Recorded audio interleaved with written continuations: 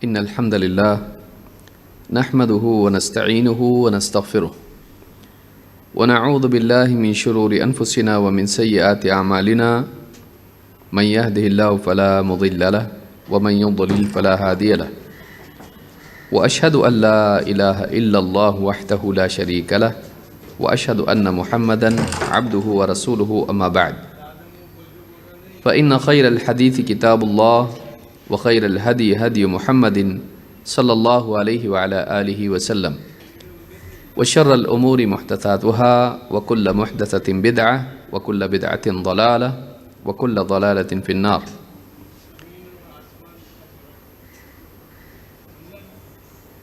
قال الله تبارك وتعالى وقل رب زدني علما. قابل احترام اور بہنوں، ایک مسلمان کے لیے دین کا علم حاصل کرنا فرض ہے، چاہے مرد ہو یا عورت ہو. قرآن و سنت کی باتیں عقیدہ، عبادات، معاملات، اخلاقی اعتبار سے جائز و ناجائز، اور اسی طرح سے اسلامی طرز حیات، اسلامی آداب، ان کا سیکھنا، ان کا جاننا ہر مسلمان کے لیے ضروری ہے. اس کے بغیر ایک انسان نہ دنیا میں زندگی سکون والی پا سکتا ہے، نہ آخرت میں اسے کامیابی نصیب ہو سکتی ہے. دنیاوی علوم دنیا کی سہولت پیدا کرتے ہیں، اور دینی علوم دنیا اور آخرت میں سکون و سعادت اور کامیابی لاتے ہیں. لہذا دنیا کے علم کے ساتھ ساتھ جو کہ انسان کی ضرورت ہے، ایک مسلمان کو چاہیے کہ وہ دین کا علم حاصل کرے جو اس کے مقصد کے لیے ضروری ہے. دینی علوم انسان کے مقصد حیات کے لیے ضروری ہیں. ان کے بغیر وہ زندگی کا مقصد نہ جان سکتا ہے، نہ اس کو کما حق ہو ادا کر سکتا ہے، پورا کر سکتا ہے. دنیاوی علوم انسان کی ضرورت ہیں، اس کی حاجات سے جڑے ہوئے ہیں. یہ ضرورتیں آدمی کے اعتبار سے، علاقے کے اعتبار سے، زمانے کے اعتبار سے بدلتی رہتی ہیں. ان سائنسی علوم کے ذریعے سے، چاہے وہ ٹیکنالوجی کا علم ہو، سائنس کا علم ہو، یا اس طرح سے ہندسہ ہو، طب ہو، تاریخ ہو، یا اس طرح کے دوسرے علوم ہوں، ان علوم میں انسان کے لیے افادیت ہے، فائدہ ہے، لیکن وہ اس کو اس مقصد میں کامیاب نہیں کرتے ہیں جو اللہ تعالیٰ نے اس کو دیا ہے، اور وہ ہے اللہ کی عبادت. تو دینی علوم میں انسان کو یہ مقصد ملتا ہے، اور اس کو پورا کرنے کے لیے اس کے پاس صلاحیت اور استطاعت پیدا ہوتی ہے. لہٰذا ایک مسلمان کو چاہیے، چاہے وہ مرد ہو یا عورت ہو، کیونکہ اللہ تعالیٰ نے صرف مردوں کو اپنی عبادت کے لیے نہیں بنایا بلکہ عورتوں کو بھی، اور جہاں مردوں کو شریعت کا مکلف کیا ہے وہیں عورتوں کو بھی.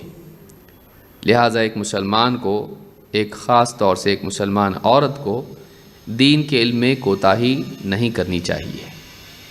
اس لیے بھی کہ گھر میں بچوں کی تربیت ماں پر موقوف ہوتی ہے، اور اگلی نسل کا بننا، بگڑنا یہ ایک عورت پر منحصر ہوتا ہے. اگر وہ عورت دیندار ہے، دین کا علم رکھتی ہے، دینی مزاج اس کا ہے، اگلی نسل دیندار بنتی ہے. باپ باہر کام کاج میں لگا رہتا ہے، تجارت میں، اور اسی طرح سے گھر کی ضروریات کے پورا کرنے میں اپنے اوقات کو لگا دیتا ہے.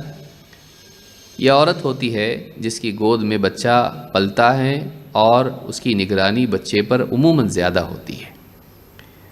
باپ گھر کے قاعدے بناتا ہے، لیکن عورت ان قاعدوں کے اعتبار سے، دین کے اعتبار سے گھر کے ماحول کی نگرانی کرتی ہے.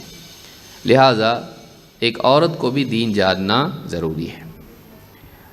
یہ جو سلسلہ ہمارا چل رہا ہے تحفۃ النساء، خواتین کے لیے شرعی احکام، حدیث کی بنیاد پر کہ وہ کون سی حدیثیں ہیں جو عورتوں کے بارے میں ہیں، جن میں خواتین کی فضیلت، ان کی ذمہ داریاں، ان کی کوتاہیاں اور بعض مسائل جو خاص طور سے عورتوں سے جڑے ہیں، زیادہ مسائل اس میں نہیں ہیں۔ انشاءاللہ کبھی یہ سلسلہ بھی ہم شروع کریں گے کہ جو خواتین سے متعلق قرآن و سنت میں احکام ہیں، خصوصی طور پر ہم ان کو دیکھیں۔ طہارت ہے، نماز ہے، یا اسی طرح سے دیگر احکام ہیں جو خاص عورتوں سے جڑے ہیں۔ تو انشاءاللہ کبھی اس عنوان سے بھی ہم ایک کورس کریں گے تاکہ قرآن و سنت کی روشنی میں خواتین کے مسائل بھی خصوصی طور پر سیکھے جائیں۔ آج ایک بہت اہم مسئلے پر ہم گفتگو کرنے والے ہیں، اور وہ ہے نکاح اور طلاق کا مسئلہ، یا نکاح اور خلا کا مسئلہ۔ اور اس میں عورت کی اجازت، ایک تو مسئلہ یہ ہے، دوسرا بلا وجہ شوہر سے الگ ہونے کی برائی۔ یہ دو باتیں آج کے درس میں ہم اگر گنجائش رہی انشاءاللہ تفصیل سے اس کو سمجھنے کی کوشش کریں گے۔ پہلا مسئلہ جو حدیث نمبر 29 ہے، 29، نکاح کے لیے عورت کی اجازت بھی ضروری ہے۔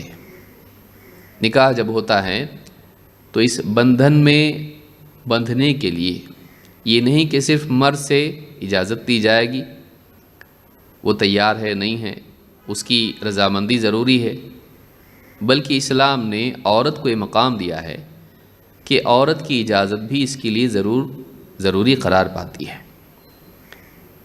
میرے علم کی حد تک کہ دیگر مذاہب میں، دوسرے ادیان میں کہیں بھی ایسا نہیں ہے کہ عورت سے بھی پوچھا جائے گا۔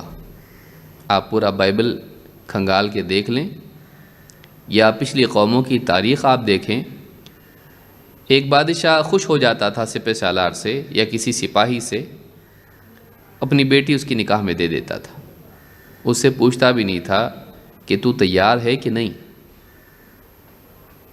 بہت سارے لڑاکو، ان کو عورتیں کسی کی فلاں سپہ سالار کی بیٹی ہے یا بڑے آدمی کی بیٹی ہے، خوش ہو کے وہ اپنی بیٹیاں ان کی نکاح میں دے دیتے تھے۔ وہ بیٹیاں ان کی خواہش، ان کی چاہت، ان کی تمنائیں، ان کی پسند ناپسند کوئی میٹر نہیں کرتی تھی۔ اسلام نے عورت کو یہ حق دیا کہ نکاح کے وقت میں وہ اپنی چاہت کا بھی اظہار کرے، یعنی نکاح کے وقت میں اس کی اجازت بھی کنسیڈر کی جائے۔ اگر اس کی اجازت نہیں ہے، اس کی رضامندی نہیں ہے، تو زبردستی اس کا نکاح نہیں کیا جا سکتا ہے، یہ جائز نہیں ہے۔ اس سے معلوم ہوتا ہے کہ اسلام میں عورت کے حق کا بھی لحاظ ہے، خصوصاً اتنے بڑے فیصلے میں جو زندگی کا ایک سب سے بڑے فیصلوں میں سے ایک فیصلہ ہے کہ وہ اپنی زندگی کا بچا ہوا حصہ کس کے ساتھ گزارے گی، بلکہ بچا ہوا کیا کہیں، بڑا حصہ ہے۔ کیونکہ اگر زندگی کو ہم 60 سالوں میں تقسیم کریں، 20 سال کے آس پاس عموماً بچیوں کے آج کے دور میں نکاح ہو جاتا ہے، شادی ہو جاتی ہے، بچے ہوئے 2/3 حصے زندگی کے 2/3، 3 میں سے 2 حصے اس کے شوہر کے ساتھ گزرتے ہیں۔ اگر دونوں زندہ رہیں تو آپ سوچ سکتے ہیں کہ ایک زندگی کا ایک بڑا حصہ ہے جو کسی انسان کے ساتھ اس کا گزرنے والا ہے۔ اتنا بڑا فیصلہ، خصوصاً جب کہ وہ اس کے تابع ہو کر رہے گی، وہ اچھا ہے برا ہے کیسا ہے، یہ سوچنا ماں باپ کی ذمہ داری بنیادی طور پر ہے، کیونکہ وہ تجربہ کار ہیں اور بچی کے خیر خواہ ہیں۔ لیکن اسی کے ساتھ ساتھ یہ بھی ہے کہ وہ چاہے کتنا ہی اچھا کیوں نہ ہو، اگر اس کو پسند نہیں ہے، مزاج کا فرق ہے، یا دونوں کے لیے ایک دوسرے میں کوئی کشش نہیں ہے اور اس کا دل نہیں کرتا ہے، یا کوئی ایسی بات وہ جانتی ہے جس کی بنا پر وہ اس کے لیے تیار نہیں ہے، تو ایسی صورت میں اس کی اجازت ضروری ہے۔ یہ نہیں کیا جا سکتا ہے کہ زبردستی نکاح کرتے ہیں کہ فلاں لڑکا اچھا ہے، ٹھیک ہے، ماں کا انتقال ہو گیا، اس کے گھر میں کوئی نہیں ہے، باپ ہے، بھائی ہیں، اب گھر کے اندر خاندان ہی میں ہے، وہ رشتہ داروں میں سے ایک رشتہ دار ہیں، اب اس کی خیر خواہی کے لیے آدمی سوچتا ہے یا ماں باپ سوچتے ہیں اپنی بچی کو اس کے نکاح میں دے دیں تاکہ خاندان میں تعلقات اچھے رہیں اور ان کا گھر بس جائے، ماں کی کمی پوری ہو جائے۔ کھانے پینے، لباس اور گھر کی ذمہ داریوں کے اعتبار سے ایک عورت گئی تو دوسری جائے، ہماری بچی چلی جائے، تعلقات بہتر ہو جائیں گے اور خاندانی رشتے مضبوط ہوں گے، سب اپنی جگہ ہے۔ لیکن کیا وہ بچی اس کے لیے تیار ہے یا نہیں ہے؟ وہ دونوں بچپن میں بھائی بہن بن کے کھیلے ہیں اور دونوں میں اس طرح کی کوئی کشش نہیں، نہ لڑکے میں نہ لڑکی میں ہے، تو بعض اوقات زبردستی اس طرح کا نکاح کر دیا جاتا ہے۔ وہ جی لیتے ہیں ساتھ میں، ان کی اولاد بھی ہوتی ہے، سب کچھ ہوتا ہے، لیکن وہ بات نہیں ہوتی ہے کیونکہ اس کی چاہت نہیں تھی۔ کسی طرح سے وہ اپنے آپ کو اس بندھن میں باندھ لیتی ہے اور ماں باپ کے فیصلے کو مانتے ہوئے وہ چلتی ہے، لیکن واقعی خوش نہیں ہو پاتی ہے کیونکہ اس نے کبھی اس کو شوہر کے طور پر نہیں دیکھا۔ اور اسی طرح سے بعض اوقات لڑکوں کا بھی حال ہوتا ہے کہ کوئی خاندان میں بچی ہوتی ہے، اس کو بہن کی نگاہ سے دیکھتے ہیں اور کبھی اس کو بیوی کی نگاہ سے نہیں دیکھتے ہیں اور نہ دیکھنے کی ایسی کوئی چاہت ہوتی ہے، لیکن بڑوں کا فیصلہ ہوتا ہے اور وہ کچھ نہیں ہوتا ہے، کر لو سب صحیح ہو جائے گا، نکاح کے بعد سب ٹھیک ہو جائے گا۔ بعض اوقات اس طرح سے اپنے دل کو تسلی دیتے ہوئے ان کی زندگی کے بڑے بڑے فیصلے کر دیتے ہیں۔ دباؤ میں آ کر لڑکی بھی تیار ہوتی ہے، لڑکا بھی تیار ہوتا ہے، لیکن یہ تیار ہونا دل سے نہیں ہوتا ہے اور زبردستی نکاح اس اعتبار سے ہو جاتا ہے، کر بھی دیتے ہیں، جی بھی لیتے ہیں۔ لیکن کیا یہ ضروری نہیں ہے کہ سوچیں؟ اسلام نے بڑوں کو اس بات کی تلقین کی ہے، ڈائریکٹلی خطاب اس میں لڑکی سے نہیں ہے، بڑوں کو اس بارے میں بتایا گیا ہے کہ یہ ضروری ہے کہ اس کی اجازت ہو، یہ ضروری ہے کہ اس کی اجازت ہو۔ یہ دونوں چیزیں اسلام میں یاد رکھنے کی ہے کہ نکاح کے لیے ولی کی اجازت ضروری ہے، ولی کی اجازت کے بغیر نکاح نہیں ہوتا، لیکن دوسری طرف ولی کے لیے بھی حکم ہے کہ وہ بغیر بچی کی اجازت کے نکاح نہ کرے۔ تو یہ ایک بیلنس ہے، لڑکی خود اپنا نکاح نہ کر لے اور ولی بچی کا نکاح، اپنی بیٹی کا نکاح اس کی اجازت کے بغیر کہیں نہ کر دے۔ اس اعتبار سے دونوں کے حقوق کو محفوظ کیا گیا ہے۔ آج کے درس میں ہم یہی دیکھیں گے کہ اسلام نے کس طرح سے ایک عورت کے اتنے بڑے فیصلے کے بارے میں اس کی رائے کو بھی اہمیت دی ہے، اس کی اجازت کو بھی اہمیت دی ہے۔ حدیث کے الفاظ ہیں، عن ابن عباس رضی اللہ عنہما ان النبی صلی اللہ علیہ وسلم قال الثیب احق بنفسها من ولیها والبکر تستأمر وإذنها سکوتها۔ امام مسلم نے اس کو روایت کیا ہے، کتاب النکاح حدیث نمبر 1421۔ ایک دوسری روایت میں ہے الثیب احق بنفسها من ولیها والبکر یستأذنها ابوها فی نفسها وإذنها سماتها۔ امام مسلم نے اسے روایت کیا ہے، کتاب النکاح حدیث نمبر 1421۔ یہ دو الگ الگ حدیثیں ہیں، مسلم میں اس طرح کی نمبرنگ ہوتی ہے 67 68، اس سے دونوں یعنی ایک طرح کی حدیثیں ایک نمبر کے تحت ہوتی ہیں اور اس کے بعد پھر ضمنی نمبر اس کے ہوتے ہیں جو تھوڑے تھوڑے فرق کے ساتھ وہ روایت آتی ہے۔ امام مسلم نے ایسے کوئی نمبر تو دیے نہیں کیونکہ اس زمانے میں حدیث کی کتابوں میں نمبر نہیں دیے جاتے تھے۔ یہ بات کے دور میں جب موجودہ دور میں کتابیں چھپی ہیں تحقیق کے ساتھ میں، تو پھر اس کے لیے لوگوں کی آسانی کے لیے اور حوالے کے لیے نمبر دیے جاتے ہیں۔ تو یہ محمد فؤاد عبد الباقی نے یہ نمبر دیے ہیں، محمد فؤاد عبد الباقی۔ بہت ساری کتابیں حدیث کی اس کی تحقیق کر کے انہوں نے اس میں نمبرنگ کی ہے اور یہ جو ہے عام طور سے یہی نمبرنگ پائی جاتی ہے حدیث کی کتابوں کے اعتبار سے، یعنی مسلم میں۔ تو علی کل حال حدیث کے الفاظ کیا ہیں؟ عبداللہ ابن عباس رضی اللہ تعالیٰ عنہما سے روایت ہے، فرماتے ہیں کہ اللہ کے نبی صلی اللہ علیہ وسلم نے فرمایا الثیب احق بنفسها من ولیها۔ الثیب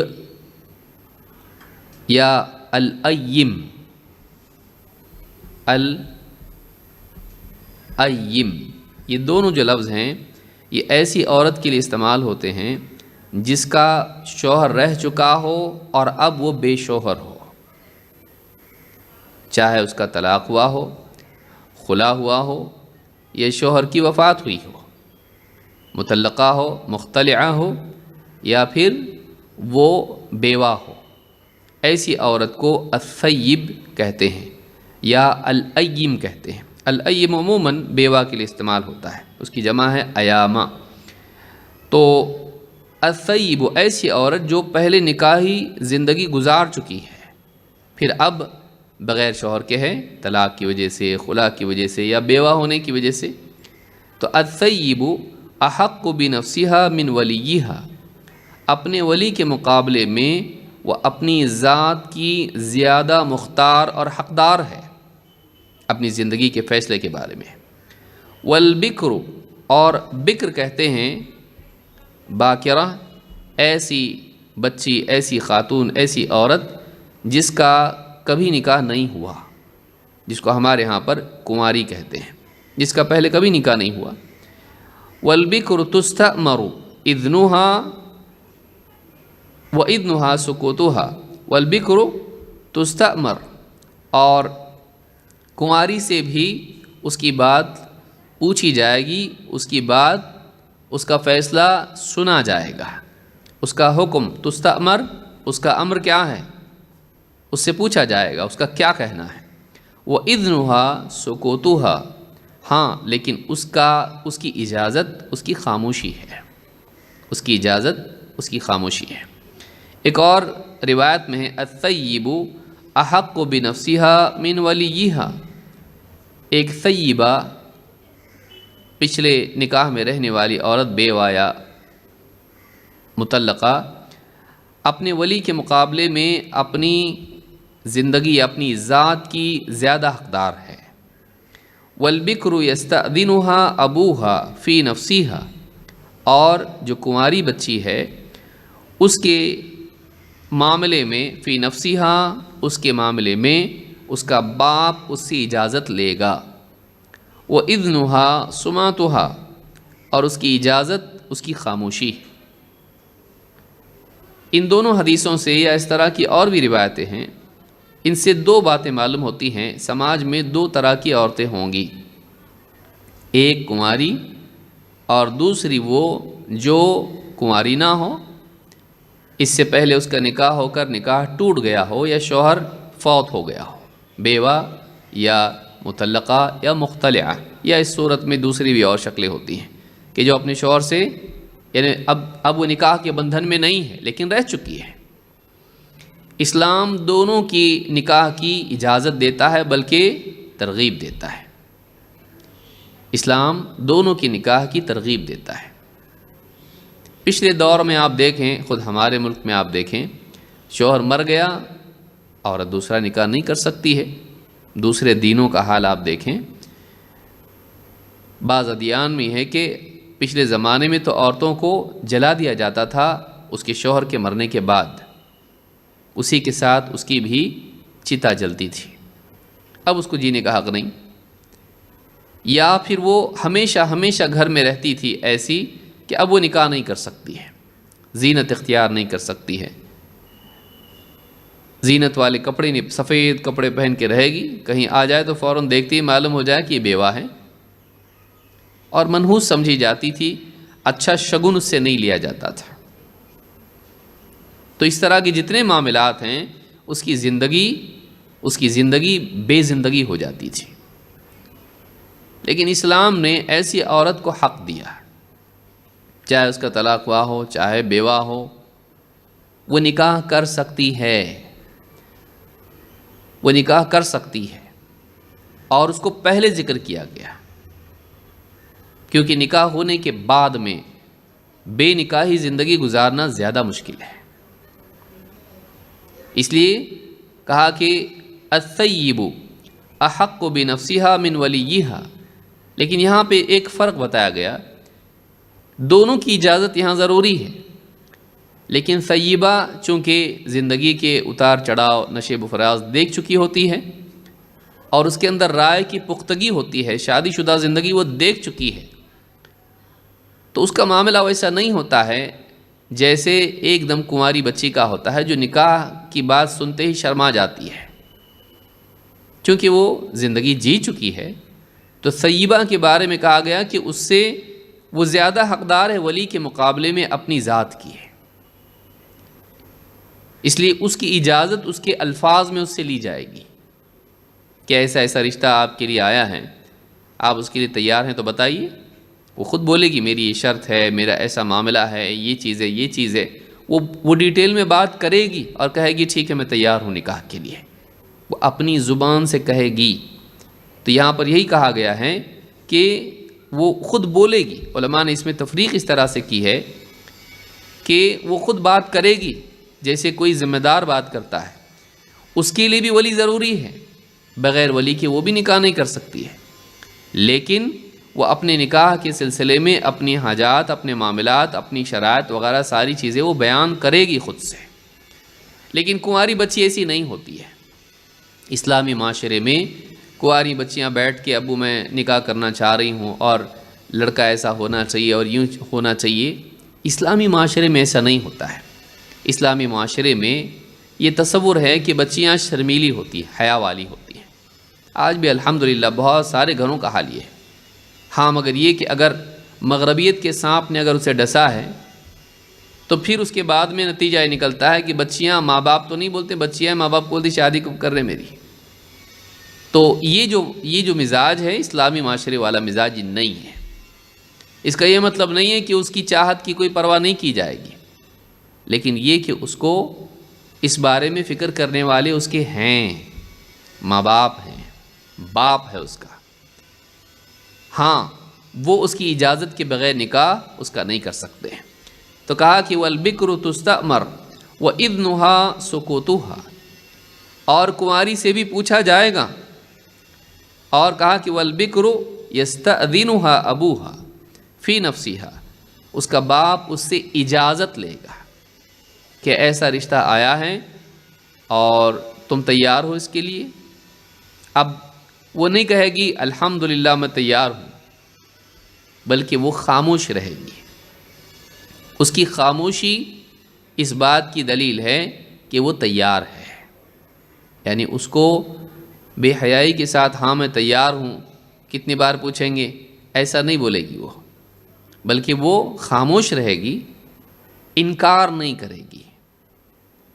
اگر اسے پوچھا جائے کہ ایسا رشتہ آیا ہے اور وہ نہ کہے تو یہ نہ بولنا زیادہ اچھا ہے ہاں بولنے سے، کیونکہ ہاں اس کی خاموشی کافی ہے، اس کی رضا اس میں ہے کہ وہ خاموش ہے، انکار تو نہیں کر رہی ہے۔ لیکن اگر نہیں چاہتی وہ تو صاف الفاظ میں کہے گی کہ نہیں۔ ہاں اگر وہ خود سے ہاں کہتی تو اس کا مطلب نہیں کہ نہیں ہوگا نکاح، اگر وہ ہاں کہتی ہے تب بھی ٹھیک ہے، لیکن عموماً بچیاں ایسی نہیں ہوتی ہیں۔ کوئی بچی بول دے تو یہ نہیں کہا جائے گا کہ اجازت تو اس کی جو ہے خاموشی میں ہے، ہاں بولی تو نہیں ہوگا نکاح، ایسا نہیں کہیں گے۔ یہ تو اور بھی زیادہ واضح بات ہو گئی کہ اس نے ہاں کہہ دی۔ یہ اس سے معلوم ہوتا ہے کہ ہمارے سماج میں ایک اور رسم ہے جو غلط ہے۔ کیا ہے؟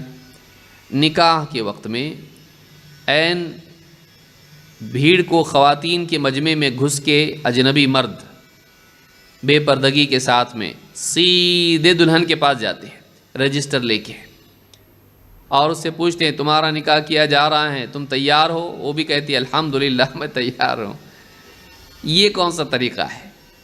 وہ دلہن بن کے بیٹھی ہے بس ایسی ہی، اس کو معلوم نہیں مجھ کو کیوں لائے یہاں پہ۔ مہینوں سے تیاری ہوئی، ساری باتیں ہوئیں، سب کچھ ہوا، اس کے بعد میں وہ بیٹھی اور اب اس سے پوچھ رہے ہیں کہ مطلب اٹھ کے چلی جائے گی؟ ٹھیک ہے نہیں جانے دو، ارادہ چینج ہو گیا میرا۔ تو یہ جو رسم ہے کہ لڑکی سے پوچھا جاتا ہے اور اس کو کہتے ہیں کہ بول بول، بولنے لگاتے اس کو، تو یہ ضروری نہیں ہے، بلکہ یہ مناسب بھی نہیں ہے۔ اولاً تو بے پردگی کے ساتھ عورتوں میں گھس جانا مردوں کا، دوسرے یہ کہ اس کو بولنے لگانا، بول تو تیار ہے کہ نہیں، تاکہ سارے لوگ گواہ بن جائیں اس کے اور وہ سنیں کہ ہاں یہ تیار ہے۔ یہ جو تیار ہونے کی بات جو زبان سے لڑکی کو کہنے کی ہے، اس سراسر حدیث کے خلاف ہے، اس کی کوئی حاجت نہیں ہے، اس کی کوئی ضرورت نہیں ہے۔ اس کے ولی سے پوچھا جائے گا کہ آپ کی بچی تیار ہے کیا، یہ باپ کا کام ہے، وہ آ کے بیٹھا ہوا ہے نکاح کر رہا وہاں پر اور کسی سے پوچھا نہیں اس نے، ایسا ہوگا؟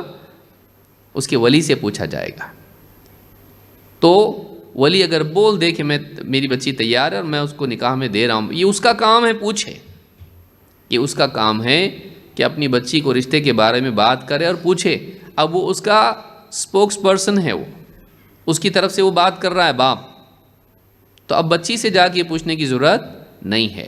ٹھیک ہے کاغذی کارروائی کرنی پڑتی ہے، وہ دستخط تو کر رہی ہے نا،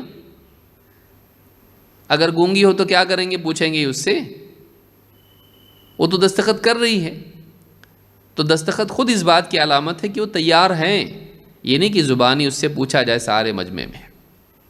مزید یہ کہ دولہے سے بھی 3 بار پوچھتے ہیں، آپ کا نکاح اتنے مہر کے عوض فلانی فلانی خاتون، فلاں کی بیٹی، فلاں بنت فلاں، ان کو آپ کے نکاح میں اتنے مہر کے عوض دیا جا رہا ہے، قبول کیا آپ نے؟ بولتے ہیں الحمدللہ میں نے قبول کیا۔ پھر آپ سے ایک بار پوچھا جا رہا ہے، دیکھیے سوچیے، کیا بہت بڑا فیصلہ کر رہے ہیں آپ، بہت بڑی مصیبت میں کود رہے ہیں، سوچو۔ پھر ایک بار پوچھتے ہیں، پھر بیچارہ سوچ کے بولتا اچھا ٹھیک ہے اس مرتبہ میں تیار ہوں، کوئی بات نہیں، دیکھ لیں گے جو بھی ہوگا۔ پھر اس کے بعد ایک بار 3 بار پوچھتے ہیں۔ تو یہ جو 3 بار پوچھنا ہے یہ کیا ہے، یہ کچھ ضرورت نہیں اس کی۔ بھئی گھر سے دولہا بن کے آیا، سوچا نہیں اس نے، ایسے ہی بٹھا کے لایا اس کو گاڑی میں، معلوم نہیں کیا ہونے والا ہے۔ یہ سب غلط باتیں ہیں، بہت سارے رسم و رواج ایسے ہیں، کوئی نشے میں تھوڑی نہ بیٹھا ہے، اور بیٹھا ہے تو پھر 3 کیا 30 بار بھی بولے تو کیا اس کا اعتبار ہے۔ بلکہ بعض علاقوں میں تو بیچارے دولہے کو مسلمان بھی بناتے اسی دن، بولتے نکاح پڑھانے سے پہلے پڑھو کلمہ طیبہ، 5 کلمے پڑھاتے اس کو۔ وہ سوچتا ہے بھائی میں نکاح کے لیے آیا ہوں کہ مسلمان بننے کے لیے آیا ہوں؟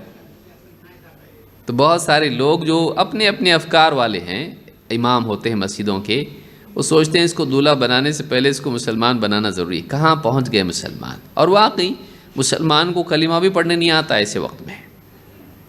بہت سے دولہوں کو آپ دیکھیں، ان کو جب پڑھایا جاتا ہے کلمہ تب معلوم پڑتا ہے کہ اس نے کبھی ڈھنگ سے زندگی میں کلمہ پڑھا بھی نہیں تھا۔ یہ رسم غلط ہے، لیکن اس سے ایک اظہار ہوتا ہے کہ دیکھو مسلمان کا حال کیا ہے۔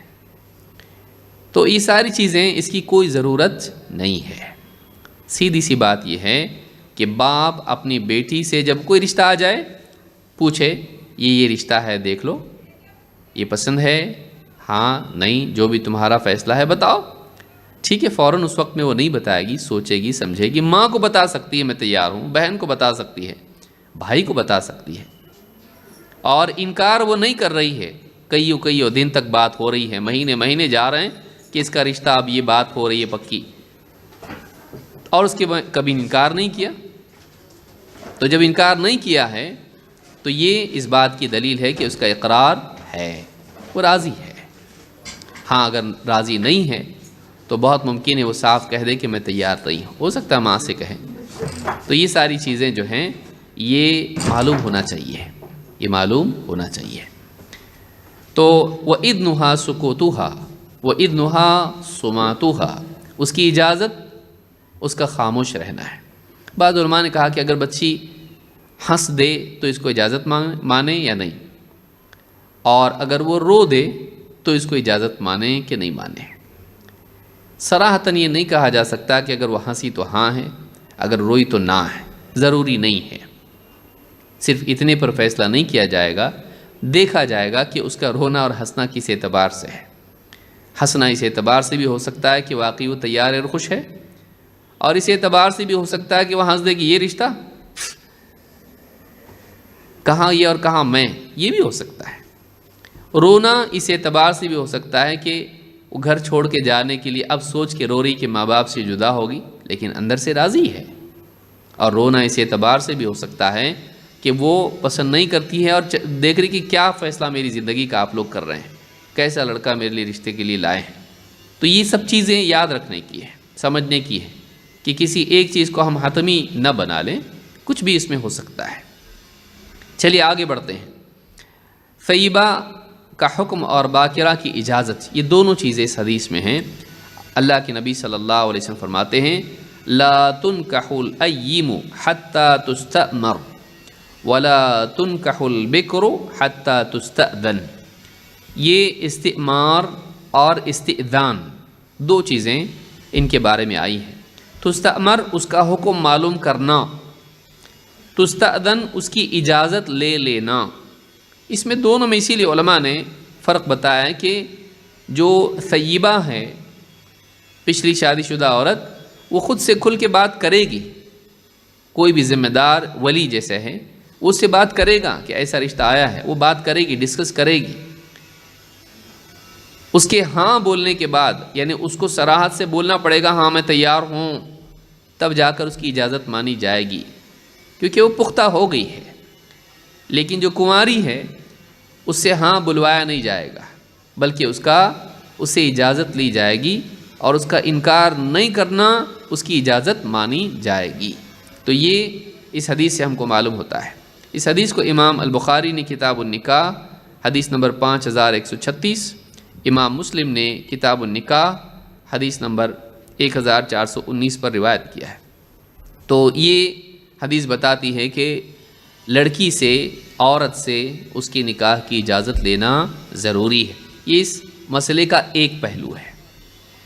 اس کا دوسرا پہلو یہ ہے کہ ولی کی اجازت کے بغیر نکاح نہیں ہوتا ہے۔ لڑکی عورت کی اجازت نکاح کے لیے ہونی چاہیے۔ جہاں یہ ضروری ہے وہیں یہ بھی ضروری ہے کہ ولی کی اجازت بھی اس میں ضروری ہے۔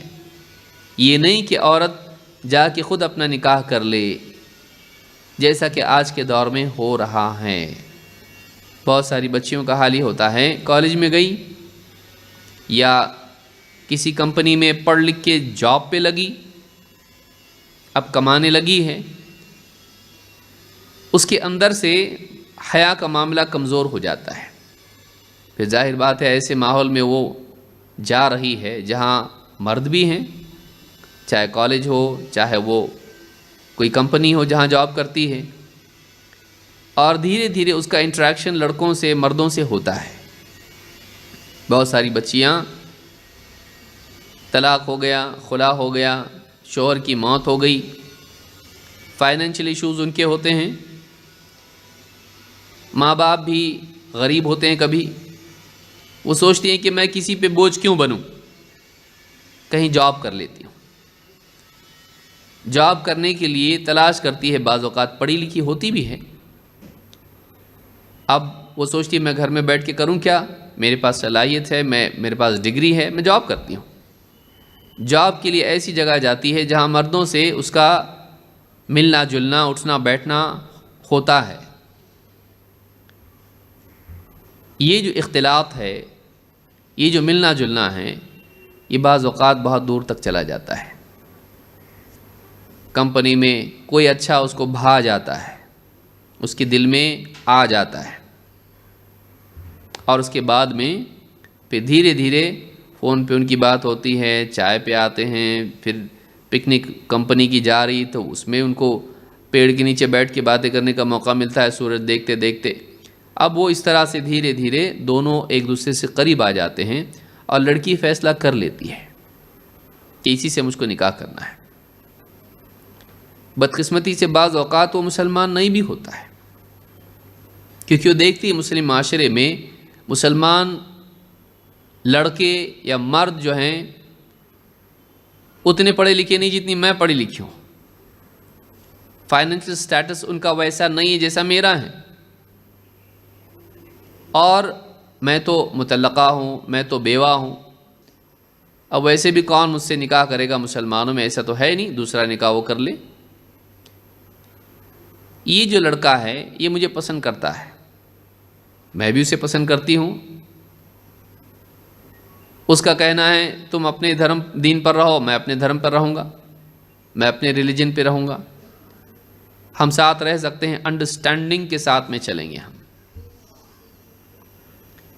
اور پھر دونوں دیکھتے ہیں، بیوی لڑکی دیکھتی ہے کہ اس میں ماں باپ کو انوالو کرنا اور خاندان کو انوالو کرنا پرابلم کریٹ کرے گا، تو بعض اوقات وہ خاموشی سے جا کے کورٹ میں نکاح کر لیتے ہیں. اس کو نکاح کیسے کہیں گے؟ اور یہ سوچتے ہیں، لڑکی یہ سوچتی ہے کہ جب ہو ہی جائے گا تو ماننا تو پڑے گا. اگر پہلے جا کے پوچھوں گی تب تو نہ بولیں گے، ارے مسلمان نہیں کیسا نکاح کر رہی ہے، یا فلاں ہیں اس سے کیوں نکاح کر رہی ہے، ہم تیرے لیے دیکھتے ہیں. اس طرح کی باتیں ہوتی ہیں. وہ سوچتی ہے جھنجھٹ جھمیلا ہی ختم کر دو، ان کے سامنے میں اگر بات رکھوں گی تو بات کا بتنگڑ بنے گا، ٹائم لگے گا، اور ان کے دماغ میرے دماغ ملتے نہیں ہیں. یہ لوگ بیکورڈ لوگ ہیں، میں پڑھی لکھی ہوں، تو یہ نہیں سمجھ پائیں گے میرے جذبات کو اور میری چوائسز کو. تو اب میں کیا کرتی ہوں، میں پہلے کورٹ میں جا کے شادی کر لیتی ہوں. جب قانونی طور پر یہ میرا پتی بن جائے گا اور اس کے بعد میں گھر میں بتاؤں گی تو ان کے پاس ماننے کے سوا اور آپشن ہوگا کیا؟ روئیں گے دھوئیں گے، لیکن اولاد تو اولاد ہے، تو ان کو تو ماننا ہی ماننا ہے. تو کبھی فوراً نکاح کے بعد، شادی کے بعد، اور کبھی کچھ وقت کے بعد، کبھی تو کچھ سال بھی نکل جاتے ہیں اور دونوں نکاح کے بندھن میں ہوتے ہیں.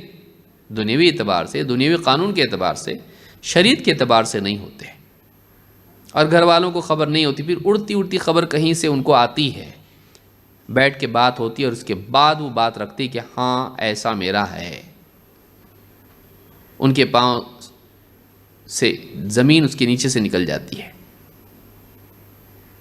کبھی ہارٹ اٹیک آتا ہے، کبھی اتنا بڑا دکھ بیٹھ جاتا ہے دل کے اندر کہ وہ نکل نہیں پاتا ہے.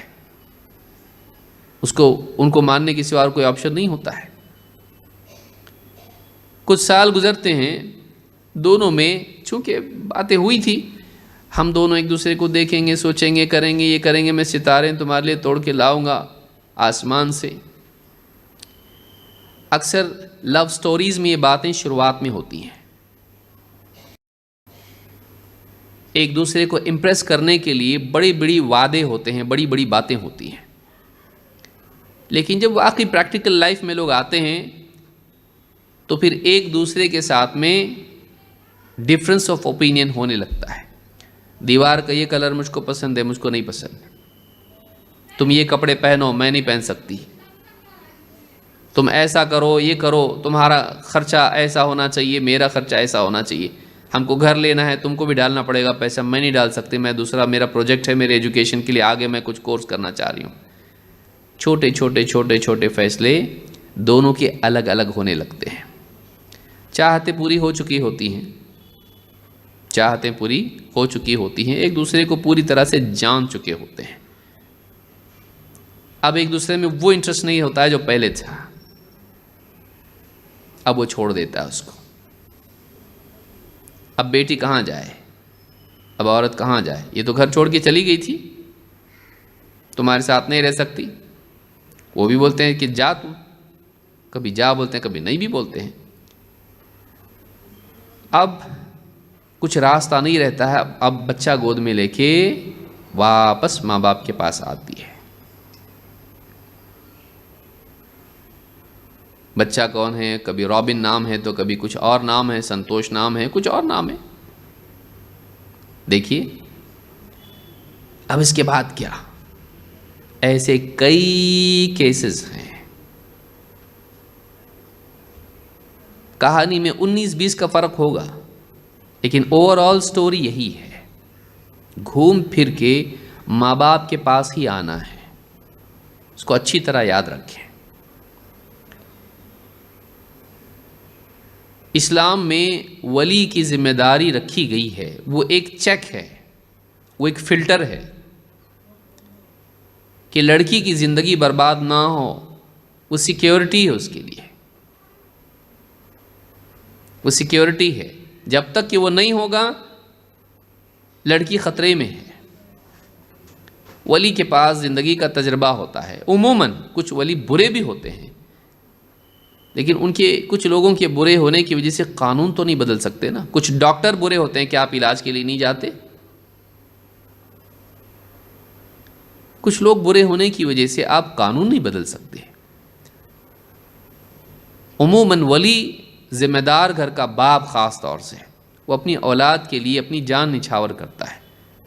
قربانیاں دے کے فقر و فاقے کے باوجود بچیوں کو پڑھاتا لکھاتا ہے, کھلاتا پلاتا ہے. کیوں؟ یہ پرائے گھر میں جانے والی ہے, یہ خوش رہے میرے گھر میں. اس کی اجازت آپ نہیں لیں گے, اس کے تجربے کو آپ نہیں دیکھیں گے. وہ پروٹیکٹ کرتا ہے اپنی اولاد کو, بچپن سے سکھاتا ہے دیکھو کوئی بھی چاکلیٹ دے تو نہیں لینا, اٹھا کے لے بھی جا سکتے ہیں. چھوٹی چھوٹی چیزیں بتاتا ہے اپنے بچوں کو, ماں بتاتی ہے.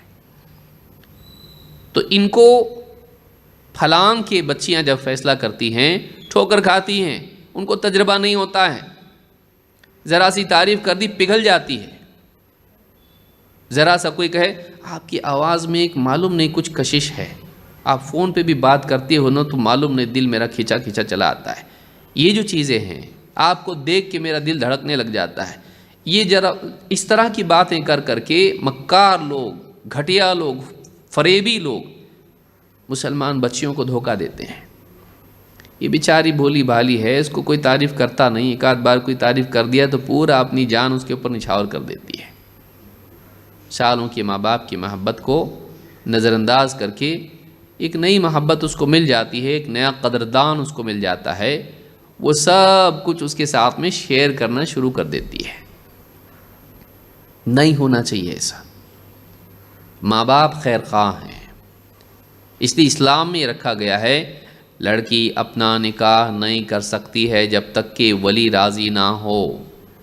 اسی لیے اللہ کے نبی صلی اللہ علیہ وسلم کیا فرماتے ہیں, لا نکاح الا بولی, نکاح نہیں ہوتا ولی کے بغیر.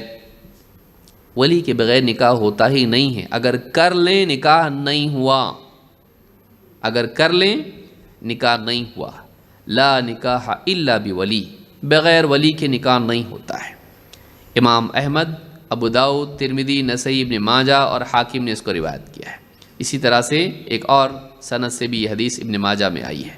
صحیح الجامع صغیر حدیث نمبر 7555 حدیث صحیح ہے.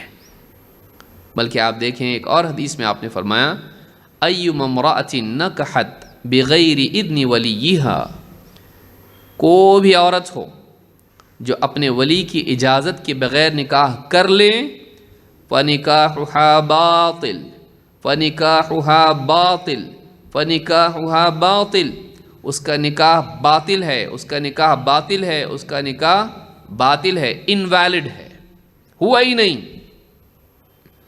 ہوا ہی نہیں وہ نکاح. وہ کر کے بھی نکاح قانونی اعتبار سے کر لیں, ولی کی اجازت نہیں ہے تو وہ لڑکی کیا ہے, اس کے ساتھ بے نکاح زندگی گزار رہی ہے. ایسی زندگی کی وہ اجنبی اس کے لیے, شوہر نہیں بنا ہو, چاہے وہ مسلمان ہو, چاہے وہ مسلمان ہو. تو اس سے معلوم ہوتا ہے کہ ایسا نکاح ہوتا ہی نہیں ہے, ولی کی اجازت ضروری ہے. امام احمد, ابو داؤد, ترمذی, ابن ماجہ اور حاکم نے اس کو روایت کیا ہے. صحیح الجامع صغیر حدیث نمبر 2709 اور حدیث صحیح ہے. اگر کوئی عورت ایسی ہے جس کا کوئی ولی نہ ہو, جیسے کوئی خاتون ہے اسلام قبول کر لے اور سب کچھ چھوڑ چھاڑ کے آ جائے, یا اس کے گھر والے نہ ہوں, فساد ہو گیا, سب کچھ مٹ گیا اور اکیلی بچی رہ گئی, اب اس کا کیا؟ حدیث میں بتایا گیا لا نکاح الا بولی, بغیر ولی کے تو نکاح نہیں ہوتا ہے. والسلطان ولی من لا ولی لہ, تو جس کا کوئی ولی نہیں ہے اس کا سلطان ولی ہوتا ہے. مسلمانوں کا بادشاہ, گورنر, سماج کا بڑا کوئی چودھری, سرپرست, نگراں, سماج کی بڑی شخصیت کوئی جو قانونی اعتبار سے یا سیاسی اعتبار سے یا سماجی اعتبار سے پاور رکھتی ہے, اتھارٹی مانی جاتی ہے, تو سلطان جو ہے یہ اس کا ولی ہوتا ہے. تو سماج کا کوئی بڑا آدمی جس کے ہاتھ میں سماج کی باغ ڈور ہوتی ہے, مطلب سماج کو چلاتا ہے, اس کی اتھارٹی ہوتی, فیصلے اس کے سامنے جاتے ہیں, اور طاقت اس کے پاس ہے نفاذ کی، ایسا آدمی اس کا ولی بنے گا۔ اگر اس کا ولی نہیں ہے تو ایسا شخص جو اتھارٹی ہو، پولیٹیکل اتھارٹی ہو، سماجی اتھارٹی ہو، سوشل اتھارٹی ہو، وہ اس کا ولی بنے گا۔ لیکن ولی اس کا ہوگا بغیر ولی کے، وہ میرا کوئی بھی نہیں تو میں نکاح اپنا خود کر رہی ہوں، نہیں، کوئی نہ کوئی اس کا پروٹیکٹر ہونا چاہیے، ذمہ دار اس کا ہونا چاہیے۔ ایسا اگر نہیں ہوگا تو کئیوں بچیوں کی زندگیاں تباہ کرنے والے دنیا میں موجود ہیں۔ کئی پریڈیٹرز جس کو آپ کہیں انٹرنیٹ پہ بیٹھے ہوئے ہیں، جنگلی جانور جو چیر پھاڑ کرنے والے خونخوار جانور ایسے ہیں جو انسان کے بھیس میں ہیں، بھیڑیے ہیں، زندگیاں عورتوں کی خراب کرتے ہیں، پھر اگلے اسٹیشن پہ چلے جاتے ہیں، پھر اگلی عورت کی طرف بڑھتے ہیں۔ تو یہ جو معاملہ ہے اس میں یہ بیلنس ضروری ہے، لڑکی کی اجازت بھی ضروری ہے لیکن ولی کی اجازت بھی ضروری ہے۔ امام احمد اور ابن ماجہ نے اس کو روایت کیا ہے، صحیح الجامع صغیر حدیث نمبر 7556، حدیث صحیح ہے۔ اگر کسی کا ایسا نکاح ہو گیا ہو بغیر ولی کے، وہ نکاح ویلڈ نہیں ہے۔ اللہ کے رسول صلی اللہ علیہ وسلم فرماتے ہیں، ایما امرأۃ نکحت بغیر اذن ولیہا فنکاحها باطل فنکاحها باطل فنکاحها باطل۔ جس کسی عورت نے بھی اپنے ولی کی اجازت کے بغیر نکاح کیا ہو، اس کا نکاح باطل ہے، اس کا نکاح باطل ہے، اس کا نکاح باطل ہے۔ فَإِن دَخَلَ بِهَا فَلَهَا الْمَهْرُ بِمَا اسْتَحَلَّ مِنْ فَرْجِهَا۔ اگر ایسا نکاح کسی نے کر لیا اور اس کے بعد بیوی شوہر کے تعلقات بھی ہو گئے جو نکاح کے بعد ہوتے ہیں، تو نکاح تو باقی نہیں رہے گا۔ فَلَهَا الْمَهْرُ بِمَا اسْتَحَلَّ مِنْ فَرْجِهَا، تو اس کے لیے وہ مہر ہوگا جس کی بنا پر اس نے اس کے ساتھ میں تعلق قائم کیا تھا، اس کی عصمت اس کے حوالے ہوئی تھی، تو اس کے لیے وہ مہر ہوگا۔ دونوں الگ کر دیے جائیں گے اور مہر اس کو دیا جائے گا۔ فَلَهَا الْمَهْرُ، اس کو مہر ملے گا اور وہ دونوں الگ ہوں گے۔ تو ایسا نکاح نہیں ہوتا ہے۔ ہاں، پھر والدین کی اجازت ہے تو نکاح جدید کیا جائے گا، نکاح جدید کیا جائے گا۔ ضروری نہیں کہ سارے گاؤں کو بتایا جائے، لیکن نکاح جدید کے بغیر والدین کی یعنی ولی کی اجازت کے بغیر نکاح نہیں ہوتا ہے۔ اگر باپ مر گیا ہے تو سماج کا بڑا، جیسا کہ حدیث میں ہے کہ جس کا ولی نہ ہو تو پھر اس کے لیے سماج کا بڑا آدمی ولی ہوگا۔ اس کی ترتیب ہے، چچا وغیرہ جو بھی، بھائی وغیرہ جو بھی ہوتے ہیں، تو ان میں سے کوئی اس کا ولی بن سکتا ہے۔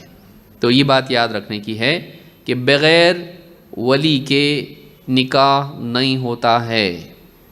موجودہ دور میں آزاد ہوں، میں جو چاہے کر سکتی ہوں، اپنی زندگی کے فیصلے میں کروں گی، بالکل ٹھیک ہے، لیکن اس کی ایک حد ہے، اس کی ایک حد ہے اور وہ ضروری ہے، حفاظت ہے، وہ قید خانہ نہیں ہے بلکہ وہ حفاظت ہے۔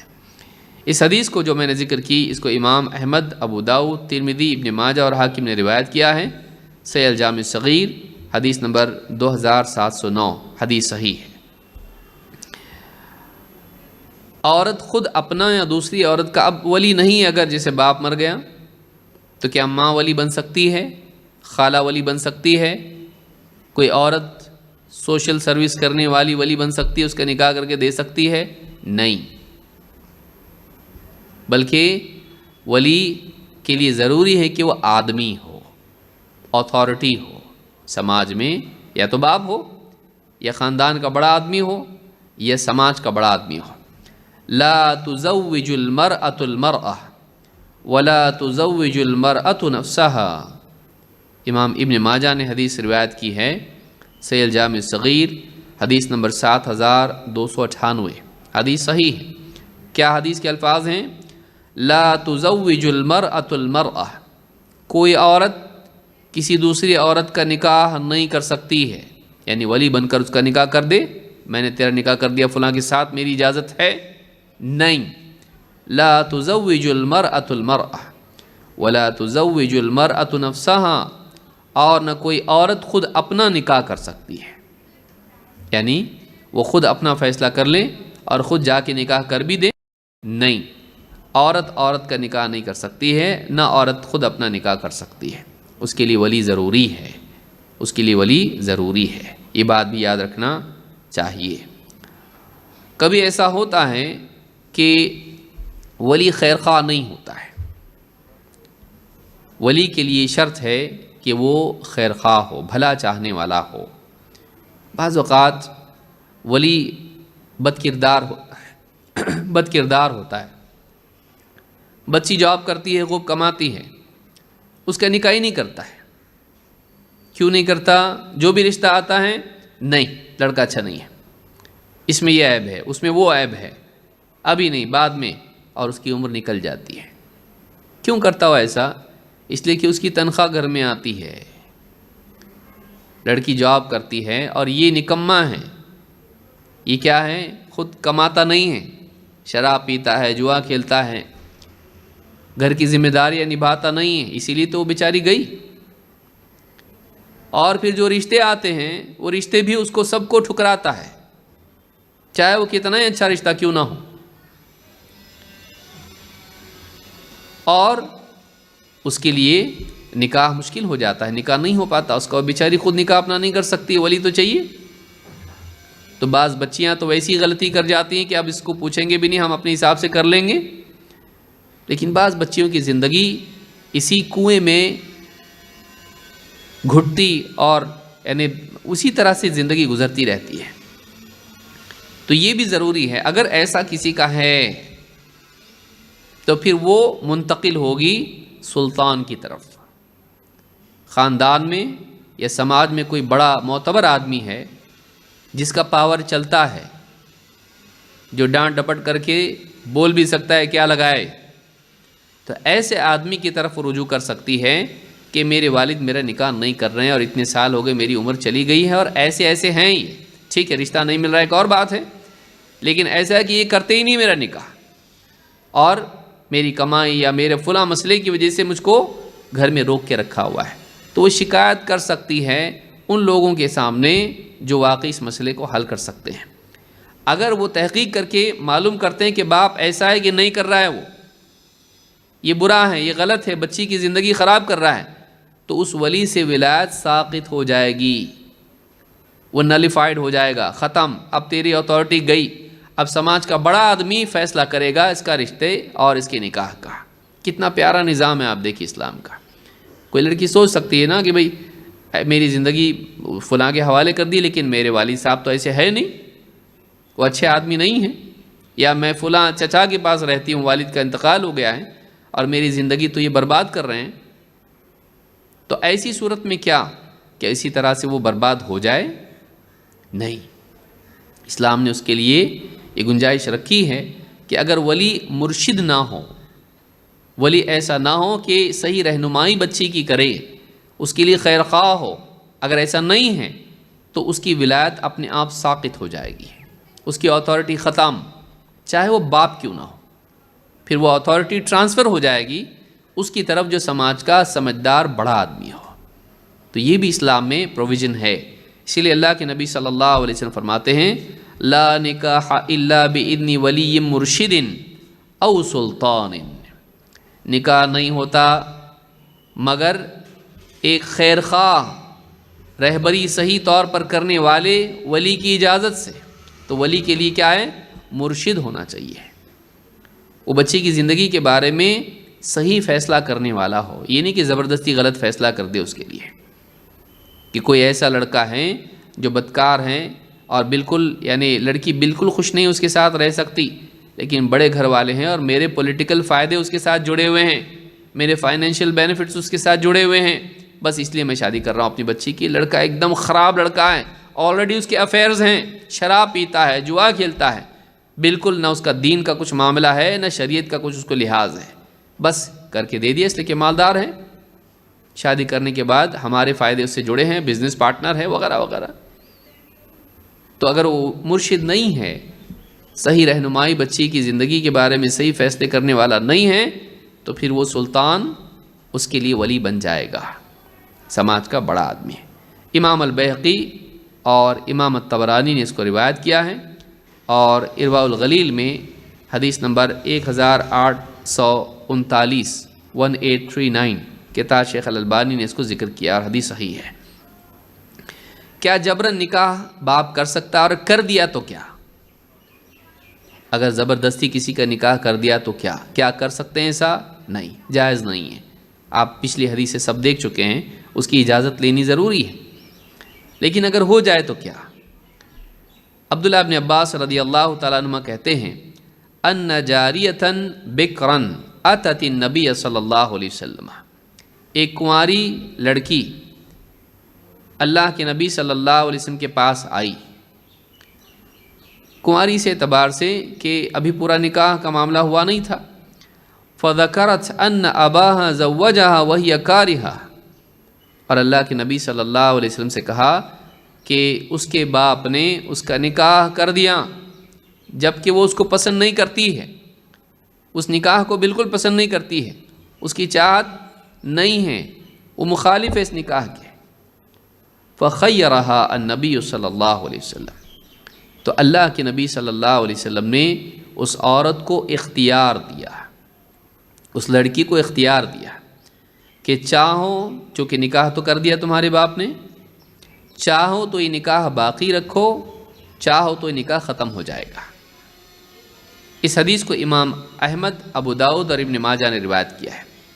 صحیح ابی داؤد کتاب الام حدیث نمبر 1827 کے تحت شیخ البانی کہتے ہیں کہ حدیث صحیح ہے، یعنی اگر کسی عورت کا زبردستی نکاح کر دیا گیا تو اس کے بعد بھی اسے اختیار باقی رہتا ہے کہ وہ اپنے نکاح کو باقی رکھے یا اس نکاح کو ختم کر دے، یعنی وہ کہہ دے کہ میرا زبردستی نکاح ہوا ہے اور میں تیار نہیں ہوں، تو اس صورت میں وہ سارے معاملات ہوں گے، اس کی تفصیل یہاں اس کا موقع نہیں ہے۔ لیکن یہاں پر یہ بات ہے کہ نکاح ہو جانے کے بعد بھی اللہ کے نبی صلی اللہ علیہ وسلم نے یہاں اختیار رکھا ہے، یہاں اختیار رکھا کہ اس کو اختیار ہے۔ ہاں، تعلق اگر قائم ہو جائے بیوی کا، اور وہ معاملات الگ، اب اجازت تو تھی، ساری چیزیں ہو گئی، اب اس کے بعد آ کے کہنے کی بات الگ ہے۔ لیکن یہ کہ نکاح طے کر دیا میرا، نکاح ہو گیا میرا، لیکن مجھ سے پوچھا نہیں گیا تھا اور میں تیار نہیں ہوں اس کے لیے، اس طرح کی اگر بات ہوتی ہے تو اس کو اختیار دیا جائے گا کہ وہ اپنے نکاح کو یا تو باقی رکھے۔ اس سے معلوم ہوتا ہے کہ نکاح اب معلق رہے گا، یہ نہیں کہیں گے کہ ہوا ہی نہیں پھر سے نکاح پڑھاؤ، نہیں، نکاح ہوا ہے لیکن اب اس کو اختیار ہے کہ اس کے نکاح میں باقی رہے یا نہ رہے۔ تو یہ بھی بہت بڑی بات ہے کہ اتنا بڑا اختیار ایک عورت کو دیا گیا ہے، اس کا زبردستی نکاح کر بھی دیا جائے تب بھی اس کے پاس ایک راستہ، گنجائش رہتی ہے۔ خنسہ بنت خدام الانصاریہ رضی اللہ تعالیٰ عنہ سے روایت ہے، کہتی ہیں ان اباہا زوجہا وہی ثیب۔ ہم نے دیکھا یہاں پر روایت جو تھی وہ بکر کے بارے میں تھی، کنواری، اب یہاں کیا ہے؟ ثیب، نکاحی، جس کا پہلا نکاح ہو چکا ہو، مطلقہ یا بیوہ۔ ان اباہا زوجہا وہی ثیب، ان کے باپ نے، ان کے والد نے ان کا نکاح کر دیا جبکہ وہ طیبہ تھیں، ان سے پوچھنا چاہیے تھا، ان سے مشورہ کرنا چاہیے تھا، صاف ستھری بات جواب ان کا لینا چاہیے تھا، نہیں ہوا۔ فکرہت ذلک، انہیں یہ پسند نہیں تھا نکاح۔ فأتت النبی صلی اللہ علیہ وسلم فرد نکاحہا، وہ اللہ کے نبی صلی اللہ علیہ وسلم کے پاس آئیں اور آپ سے شکایت کی تو آپ نے ان کا نکاح رد کر دیا، نکاح کو ختم کر دیا، کیونکہ وہ تیار نہیں تھی، تو ایسا نکاح آپ نے ختم کر دیا۔ امام البخاری نے کتاب الاکراہ میں اس کو روایت کیا ہے، حدیث نمبر 6945۔ اسی طرح سے نکاح کے لیے صرف ولی کی اجازت نہیں بلکہ دو گواہ بھی ہونے چاہیے، دو گواہ بھی ہونے چاہیے، اور وہ دونوں گواہ معتبر ہوں۔ اللہ کے نبی صلی اللہ علیہ وسلم فرماتے ہیں لا نکاح الا بولی وشاہدین، نکاح نہیں ہوتا ہے ولی کے بغیر اور دو گواہوں کے بغیر۔ कम से कम 2 गवाह होने चाहिए। इमाम तबरानी ने इसको रिवायत किया है, सहीह जामे सगीर हदीस नंबर 7558, हदीस सही है। लेकिन गवाह कैसे होने चाहिए? लफंगे नहीं हो कॉलेज के 2 दोस्त, हाँ कोर्ट में जाएंगे, वली भी नहीं है, वली बना लिया किसको? फलां फ्रेंड को बना लिया, उसके बाप को बना लिया, या उसके चचा को बना लिया जो ख़ुद भी लफंगा है, बुज़ुर्ग दिखता है लेकिन है नहीं। और फिर कॉलेज के 2 दोस्त हैं उसको दोनों को गवाह बना लिया, जिनके बाल भी एक तरफ लटक रहे हैं। तो अब ऐसे लोगों को ले लिया और गवाह बना दिया, बस उम्र को देखकर, किरदार नहीं देखा उनका। इस्लाम में सिर्फ उम्र नहीं, कैरेक्टर भी देखा जाएगा। इसलिए हदीस में क्या है? ला निकाह इल्ला बिवली, निकाह नहीं होता वली के बग़ैर, व शाहिदै अदलिन, और ऐसे 2 गवाह जो मोतबर हों, कैरेक्टर उनका सही हो।